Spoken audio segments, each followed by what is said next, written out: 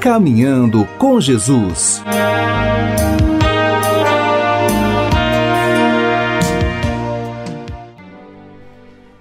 E Maria Madalena, enquanto os outros fogem aterrorizados atrás dos pastores, anda para a frente, reencontrando em sua dor a antiga audácia dos tempos do pecado e diz: Ide, encontrareis no palácio soldados de Roma e 500 homens armados de minhas terras, que vos castrarão com os velhos cabrões destinados à alimentação dos escravos, junto às pedras do moinho. Descarada! Assim é que falas aos sacerdotes? Sacrílegos, torpes, malditos! Voltai em vossas costas, tendes, eu estou vendo, as línguas das chamas do inferno. Aqueles vilões dão meia volta verdadeiramente aterrorizados. Mas o ladrão da esquerda, lá da cruz, continua a insultar. Parece que ele se tornou agora o maior colecionador de todas as blasfêmias dos outros e vai repetindo todas para terminar dizendo: Salva-te e salva a nós também, se queres que se creia em ti. Tu és o Cristo? O que és mesmo é um doido. O mundo é um dos mais espertos. E Deus não existe. Eu sim que existo. Isto é verdade. E a mim tudo é permitido, Deus. Isto é uma fábula, inventada para fazer-nos ficar quietos. Viva o nosso eu! Só é nele que eu crerei. Só ele é que é o Rei e Deus. O outro ladrão que está à direita, tendo Maria quase aos pés da cruz, olha para ela quase mais do que para Cristo. Alguns momentos e que ela está murmurando: É a mãe? Cala-te! Não temas a Deus, nem mesmo agora que está sofrendo este castigo? Porque é que insultas a quem é bom? Ele está passando por um suplício muito maior do que o nosso e nunca fez nada de mal. Mas o ladrão continua com as suas imprecações. Jesus está calado, ofegante por causa da má posição em que está, por causa da febre, pelas condições cardíacas e respiratórias, o que vem a ser uma consequência da flagelação, pela qual ele passou de um modo tão violento, e também pela angústia profunda, que o suor do sangue e o faz ficar procurando achar um alívio, diminuindo o peso que está sobre os seus pés, tendo suspenso com as mãos o corpo e fazendo força com os braços. Assim está Jesus. Talvez ele esteja fazendo assim também para diminuir um pouco a dor e a cãibra que está sentindo, que já está atormentando os seus pés e que se prenuncia pelo tremor muscular. Mas este mesmo tremor está também nas fibras dos seus braços, que estão forçados naquela posição e que já devem estar gelados em suas extremidades, porque estão colocados mais para cima e abandonados pelo sangue que com dificuldade está chegando até os pulsos e depois fica pendurado pelos buracos dos cravos, deixando os dedos privados da circulação, especialmente os da mão esquerda, que já estão cadavéricos e sem movimento, dobrados para a palma. Até os dedos dos pés dão sinais do seu tormento. Em primeiro lugar, os dois grandes, talvez por terem ficado menos lesados os nervos dele, e eles ainda se levantam, se abaixam e se afastam uns dos outros. Seu tronco depois nos mostra todo o seu sofrimento, que é acelerado, mas não profundo, e causa fadiga. em vez de dar alívio nas costas mais largas e mais altas do que as dos outros, pois a espessura do corpo dele é perfeita. Estão dilatadas além da medida, por causa da posição tomada pelo corpo pelo edema pulmonar, que certamente se formou em seu interior.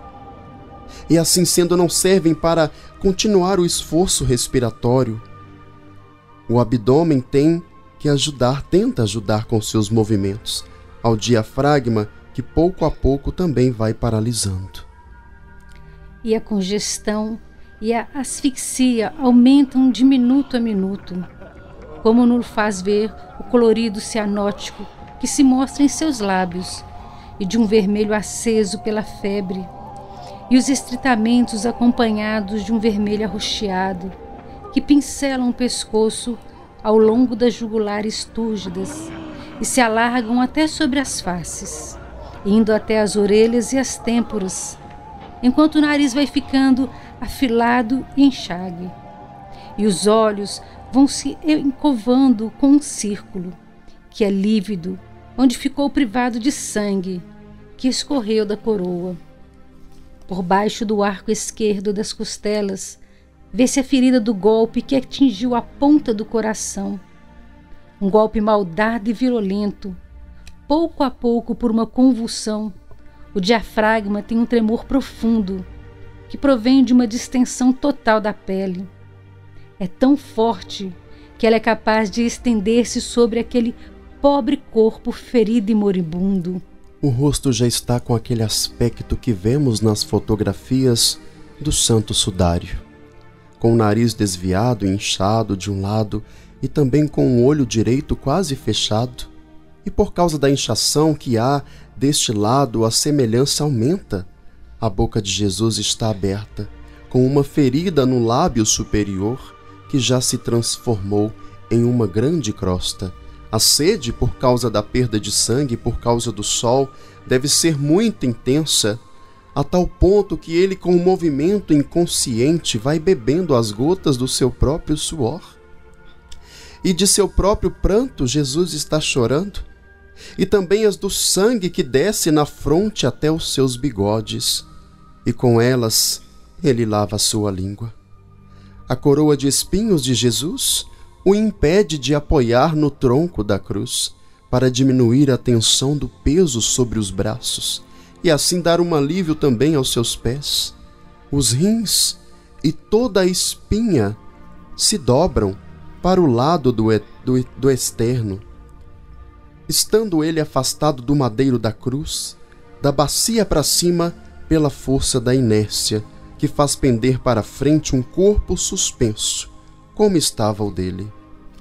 Os judeus que haviam sido expulsos para lá da pracinha não param com seus insultos, e o ladrão impertinente os imita. O outro ladrão que está olhando sempre com maior compaixão para com a mãe, que está chorando, o censura quando percebe que nos insultos ela também é alvejada. Cala-te! Lembra-te que nascestes de uma mulher, e pensa que as nossas mulheres estão chorando por causa de seus filhos, e que as delas foram lágrimas de vergonha, enquanto nós somos delinquentes. As nossas mães morreram. Eu gostaria de poder pedir perdão a elas, mas será que poderei? A minha era uma santa.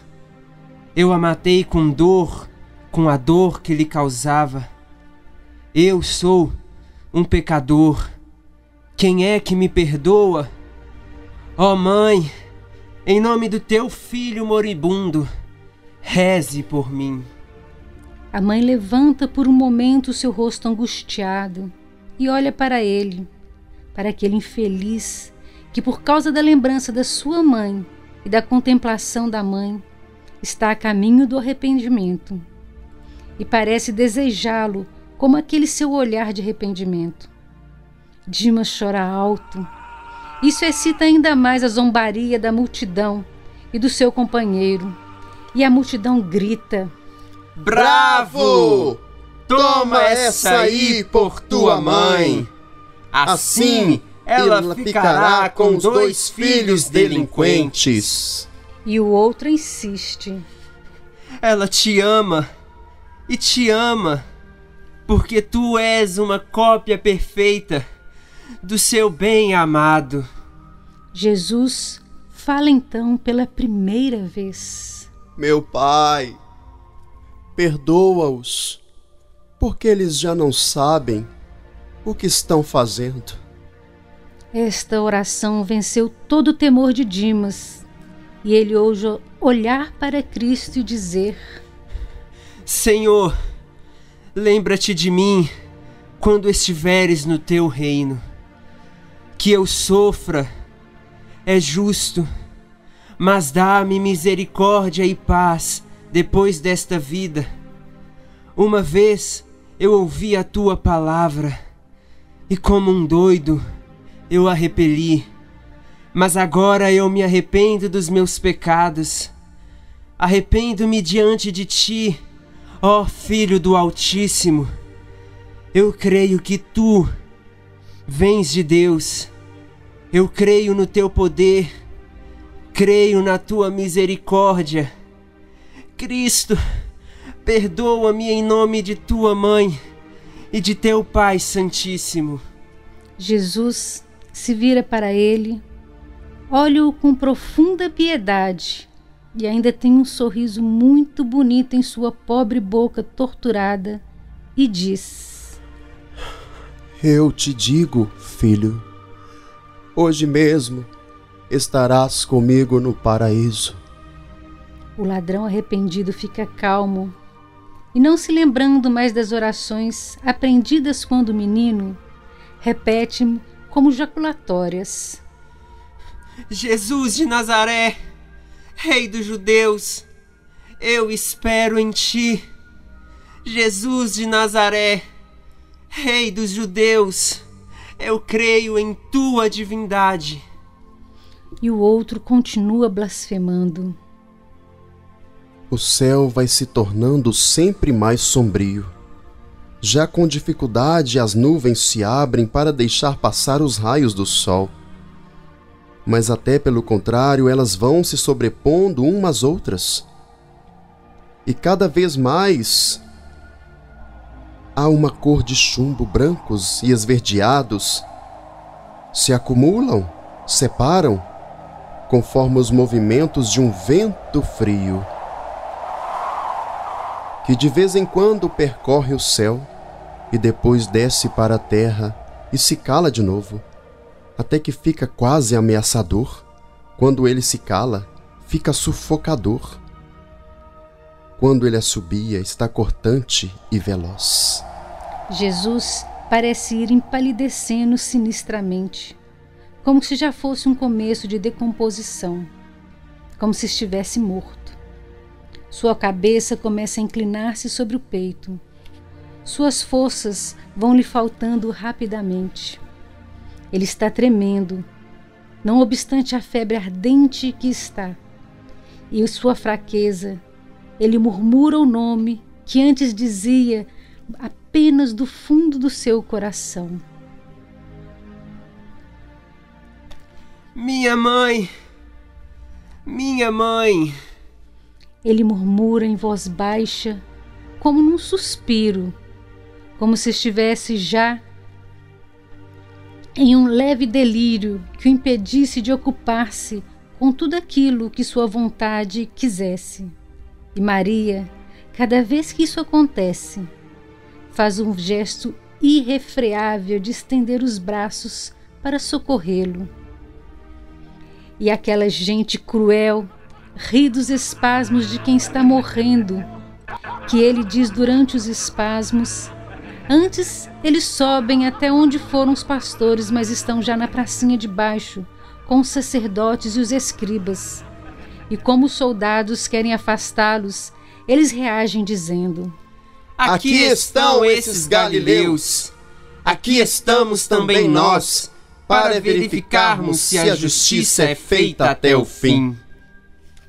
De fato, Muitos começam a ficar impressionados com a luz que está envolvendo o mundo e já alguns estão com medo. Até os soldados estão mostrando o céu e uma espécie de cone que parece de ardósia, de tão escuro que se levanta como um pinheiro atrás de um cume. Parece gerar nuvens cada vez mais pretas, como se fosse um vulcão vomitando fumaça e lava. E sob essa luz crepuscular e medonha que Jesus dá a Maria, a João, e João a Maria, ele inclina a cabeça, pois sua mãe foi ficar mais embaixo da cruz para vê-lo, e diz: Mulher, eis aí o teu filho. Filho, eis aí a tua mãe. Maria está com o rosto ainda mais desfeito, depois dessas palavras, que são o testamento de seu filho Jesus, que não tem nada para dar à mãe, a não ser um homem, ele que, por amor do homem, a priva do homem-deus, nascido dela. Mas a pobre mãe procura não chorar, a não ser em silêncio, porque não pode deixar de chorar. As lágrimas daquele pranto gemem, não obstante todo o esforço para detê-la, mesmo que a boca esteja dando o seu angustioso sorriso fixado nos lábios dela para ele, a fim de confortá-lo. Os sofrimentos aumentam sempre mais e a luz sempre mais diminui. É nessa luz de fundo do mar que emergem de por detrás dos judeus Nicodemos e José, que dizem: Afastai-vos! Não se pode! Que quereis? Dizem os soldados. Queremos passar. Somos amigos do Cristo.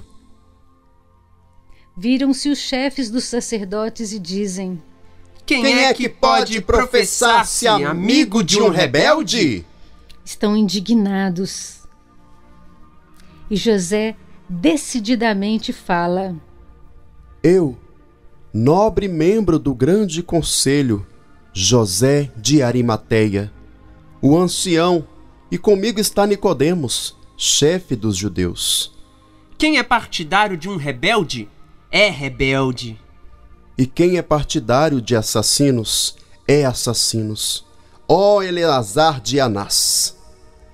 Eu vivi como um justo, e agora estou velho e perto da morte. Não quero me tornar injusto quando o céu já vem descendo sobre mim, e com ele o juízo eterno. E tu, Nicodemos? Estou admirado. Eu também. E de uma coisa só: de que Israel esteja tão corrompido que nem saiba mais reconhecer a Deus. Tu me causas nojo. Afasta-te então e me deixa passar. Eu só te peço isso. Para te contaminares mais ainda? Se eu não me contaminei ao estar perto de vocês, nada mais me contamina. Soldado, a ti essa bolsa e o sinal do salvo-conduto. E então entrega ao soldado, ao decurião, mais próximo, uma bolsa e uma tabinha encerrada. O decurião observa e diz aos soldados: Deixai, então, que os dois passem. Então José e Nicodemos se aproximam dos pastores. Não sei nem mesmo se Jesus o estará vendo, naquela escuridão que sempre vai aumentando e com um olhar que se vai extinguir na agonia. Mas eles o veem e choram sem respeito humano, ainda que sobre eles se arrojem os impropérios sacerdotais. Os sofrimentos são sempre mais fortes. O corpo tem os primeiros arqueamentos próprios da tetania e todos os clamores da multidão. A morte das fibras e todos os nervos se estende, tornando cada vez mais difícil o movimento respiratório e mais fraca a contração diafragma, do pescoço e da própria cabeça. Desordenado o movimento cardíaco. O rosto de Cristo passa alternativamente dos calores de uma vermelhidão muito intensa para a palidez esverdeada de quem morre por esgotamento. A boca se move com mais dificuldade porque os nervos do pescoço e da própria cabeça estão muito cansados, pois eles, por dezenas de vezes, serviram de alavancas para todo o corpo, fazendo pressão sobre a peça transversal da cruz e transmitindo a cãibra até as axilas. A garganta inchada por causa das carótidas obstruídas deve estar doendo e estendendo o seu edema para a língua, que fica parecendo grossa e vagarosa em seus movimentos. A espinha dorsal, mesmo nos momentos em que as contrações tetratizantes não encurvam um arco completo da nuca até os quadris, apoiada em seus pontos externos no madeiro da cruz, se arqueia sempre mais para frente, porque os membros vão ficando cada vez mais pesados com o peso das carnes já mortas. As pessoas estão enxergando pouco e mal essas coisas, porque a luz já está de uma cor cinzenta escura e somente quem está aos pés da cruz pode ver. Jesus fica desapertado em um certo momento, indo seu corpo todo para diante e para baixo, como se estivesse já morto e não está mais ofegante. Sua cabeça fica pendente e inerte, caindo para a frente, e seu corpo dos quadris para cima está todo desapegado, fazendo um ângulo com os braços da cruz. E Maria dá um grito. Morreu! É um grito trágico que ecoa através do ar escuro, e Jesus parece realmente morto. Um outro grito feminino lhe responde, e no grupo das mulheres estou vendo uma grande confusão. Depois umas 10 pessoas se afastam, segurando alguma coisa, mas eu não consigo ver quem é e se afasta de mim. Está muito fraca esta luz sombria. Parece que estamos imersos numa nuvem cinza vulcânica, muito fina. Não é possível! Gritam os sacerdotes e uns judeus. Isso é algum fingimento para nos fazer ir embora. Soldado, fere-o com a lança. Ela é um bom remédio para devolver a voz a ele. Mas, como os soldados não fazem isso, uma descarga de pedradas e torrões voam no rumo da cruz, atingindo o mártire e indo recair sobre as outras couraças romanas. O remédio, como ironicamente dizem os judeus, produziu o prodígio. Certamente alguma das pedras atingiu o alvo, tendo talvez ido bater sobre a ferida de uma das mãos de Jesus, ou mesmo sobre a cabeça, pois eles estavam olhando para cima. Depois Jesus deu um gemido, capaz de despertar compaixão, e voltou a si. Seu tórax começou a respirar de novo, de um modo cansado, e a sua cabeça a mover-se da direita para a esquerda, como quem procura um lugar para pôr-se nele e sofrer menos, mas sem achar nada, a não ser um sofrimento maior. Com grande dificuldade, apoiando-se mais uma vez sobre os pés torturados, encontrando para isso força em sua vontade, e somente nela, Jesus se ergue sobre a cruz. Fica em pé, como se estivesse são e com todas as suas forças. Levanta o rosto, olhando com os olhos bem abertos o mundo que se estende a seus pés. A cidade longe, que mal se deixa ver com uma coisa branca no meio da escuridão. E o céu negro, do qual todo azul e toda lembrança da luz desaparecem. Um céu fechado, compacto, baixo, semelhante a uma enorme chapa de ardosa escura. Ele grita em voz alta, vencendo com a força da vontade e com a necessidade de sua alma, o obstáculo das axilas enrijecidas, da língua engrossada e da garganta edemada. Eloi! Eloi! lama sabachthani. Foi isso que eu ouvi falar. Ele deve perceber que está morrendo, absolutamente abandonado pelo céu. Só confessar com essas palavras o abandono do Pai. O povo ri e caçoa dele e o insulta. Deus não sabe o que fazer de ti. Os demônios são malditos por Deus. Vamos ver se o Elias, pois ele chamou Elias, se o Elias vem salvá-lo. Alguém diz: dai-lhe um pouco de vinagre, para que ele faça uns gargarejos. É bom para a garganta, faz bem à voz. Seja Elias ou Deus, pois ninguém sabe o que é que o doido quer dizer. E eles estão longe, é preciso ter boa voz para se fazer ouvir. E eles riem como umas hienas ou uns demônios. Mas nenhum dos soldados lhe dá vinagre, e ninguém vem do céu para dar-lhe um conforto. É agonia solitária, total, cruel e até sobrenaturalmente cruel, esta da grande vítima. A escuridão se torna ainda mais completa. Jerusalém desapareceu completamente. Até o Calvário parece sumir inteiramente, até mesmo com suas bases. Dele somente o cume é que é visível.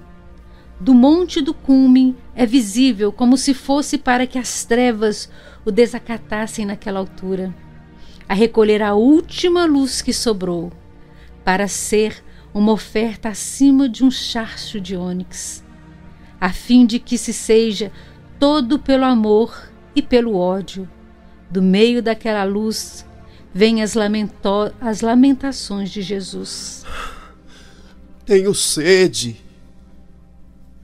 Um soldado vai buscar um vaso no qual os verdugos puseram vinagre com fel, para que ele, com seu amargor, aumente a saliva dos suplicados.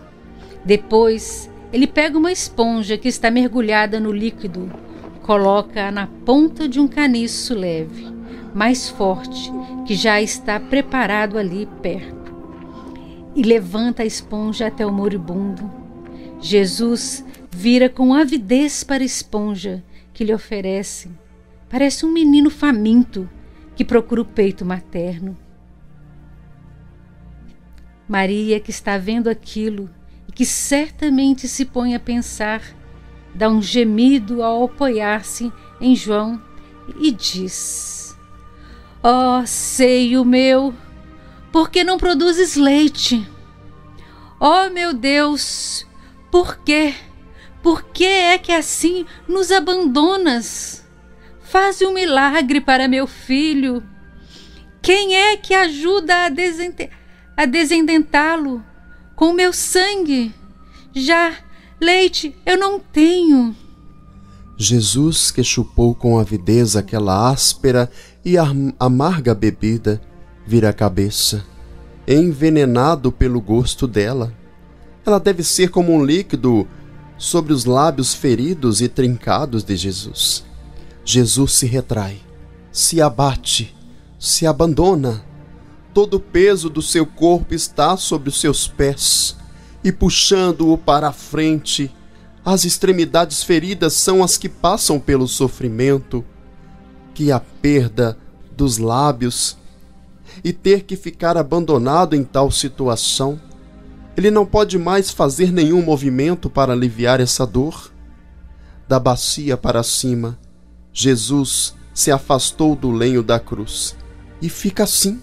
A cabeça de Jesus agora está inclinada para a frente e tão pesada que o pescoço parece estar dividido em 3 partes, a julgar completamente encoberta, as de um e do outro lado do externo. A respiração de Jesus agora está sempre mais ofegante e entrecortada. Já é mais um externo da dor do que uma respiração. De vez em quando lhe sobrevém um ataque de uma tosse muito penosa. que traz sobre os lábios dele uma espuma levemente rosada, e as distâncias entre uma respiração e outra vão ficando cada vez mais longas. O abdômen de Jesus já não tem mais movimento. Somente o tórax ainda tem alguns movimentos, feitos com dificuldade. A paralisia pulmonar vai se acentuando cada vez mais. E cada vez mais enfraquecido, ele vai voltando a emitir um lamento infantil, ouvindo-se essa invocação. Mamãe! Mamãe! Sim, meu filho, eu estou aqui. Minha mãe, onde estás? Não estou te vendo. Você também me abandonou? Não, meu filho, eu não te abandono. Escuta-me, querido. Mamãe está aqui,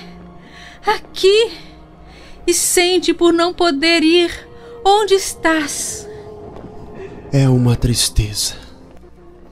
E João chora sem preocupar-se. Mas Jesus deve estar ouvindo aquele pranto, sem dizer nada. Acho que a morte iminentemente o faça falar delirando, e que nem ele mesmo sabe o que está dizendo, e que infelizmente nem compreende o conforto materno e o amor de seu predileto. Longigo, que sem perceber deixou sua posição de repouso, e seu rosto fica alterado com o esforço que ele faz para ver as emoções, e seus olhos têm um brilho de pranto, que somente a disciplina é capaz de dissimular. Os outros soldados que estavam jogando com os dados e agora pararam, puseram-se de pé, colocaram seus capacetes, silenciosos e atentos. Outros deles estão a serviço e não podem sair de sua posição.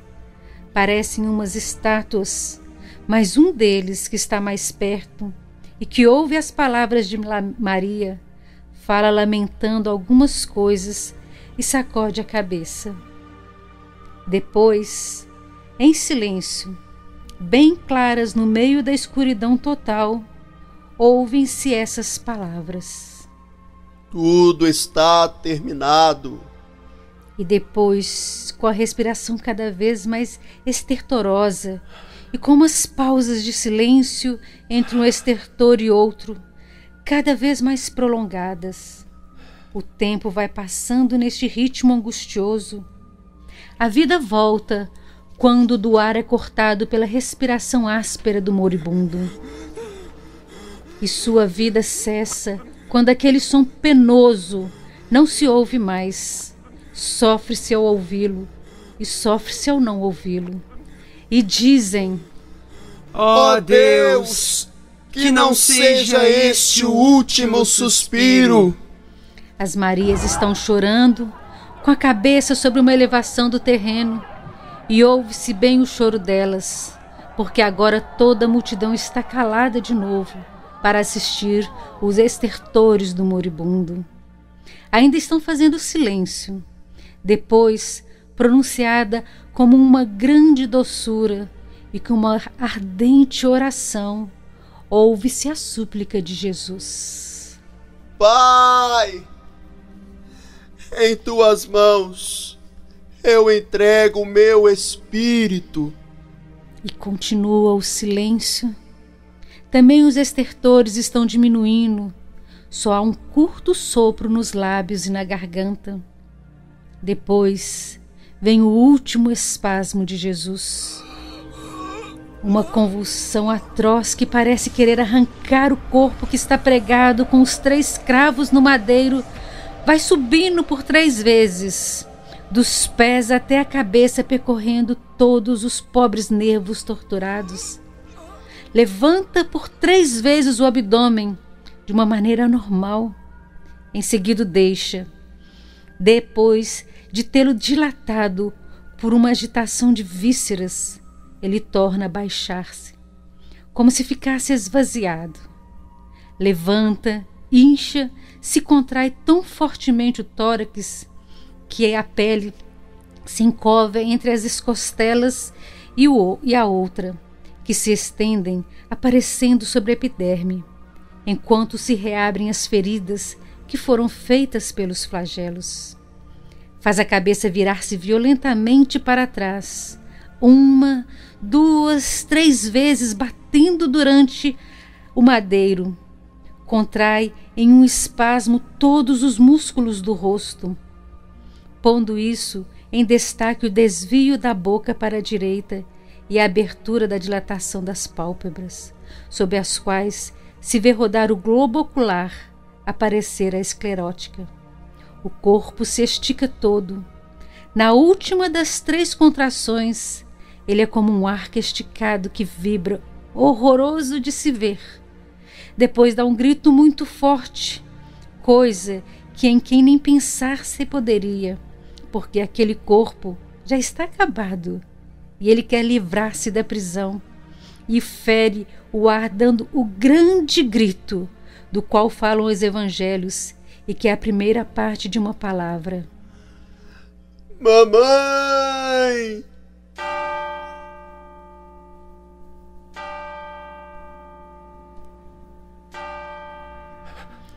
Ele expirou. A terra responde ao grito do que foi matado com um estrondo pavoroso. Parece que de 1000 buzinas de gigantes saía um único som, que sobre esse tremendo acorde as notas isoladas rasgam e riscam o céu, em todos os sentidos, caindo depois sobre a cidade, sobre o templo, sobre a multidão. Creio que nesses momentos teriam estado alguns dos que foram fulminados, pois a multidão está sendo atingida diretamente. Os raios são a única luz descontínua que permite vista e depois, logo em seguida, e enquanto ainda estão fazendo essas descargas de flechas, a terra estremece em um turbilhão de vento em ciclone. O terremoto e o vento se unem para darem um castigo apocalíptico aos blasfemadores. O cume do Gólgota se move como uma onda e pula como um prato na mão de um louco, como aquelas sacudidas sob a forma de abalos e de ondas, de tal modo que as 3 cruzes parecem querer tombar. Longino, João e os soldados se agarram onde podem, para não caírem. Mas João, enquanto com um braço escora a cruz, com o outro ajuda Maria, que pela dor e pela oscilação da terra se inclinou. Em seu peito, os outros soldados, especialmente aqueles que estão do lado de baixo, tiveram que ir refugiar-se, mas para o centro, a fim de não serem levados para baixo pelos penhascos que passam rolando. Os ladrões gritam de horror, a multidão grita mais ainda, e todos queriam escapar, mas não podem.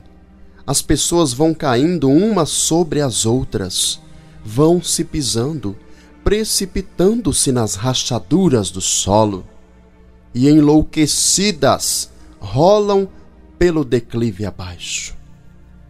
Por 3 vezes se repetem o grande terremoto e o vento, e depois se faz uma completa imobilidade de um mundo morto. Somente se vêem relâmpagos, mas sem trovões, que ainda riscam o céu e iluminam a cena dos judeus fugindo para todos os lados, com as mãos na cabeça, ou levantadas para a frente, ou erguidas para o céu, do qual zombavam até agora, e do qual agora estão todos com medo. A escuridão se tempera com um vislumbre de luz, que, ajudado pelos lampejos silenciosos e magnéticos, permitem ver que muitos estão pelo chão, ou mortos, ou desmaiados. Uma casa pegou fogo do lado de dentro dos muros, e as chamas se levantam a prumo no mar parado. ponto de um ponto de fogo vermelho por cima do verde cinza da atmosfera.